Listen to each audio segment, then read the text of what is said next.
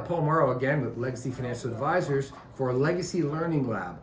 Today I want to point out something very important now that the Secure Act 2.0 has been passed. It's January 2023. It's super important if you live in one of the eastern states that you pay a lot of attention to your IRA, 401k, 403b. If you're going to leave that to your children and grandchildren, not your spouse, this is a non-spouse beneficiary issue. Keep in mind, if you don't do some planning, your family will only receive roughly 55% of your IRA, 45% will be lost to taxes. So please, if you want to fix that, contact us at Legacy Financial Advisors. Visit us on Twitter, Facebook, go to our website, lfsadvisors.com, and we'll try to help you stop the 45% loss of your IRA.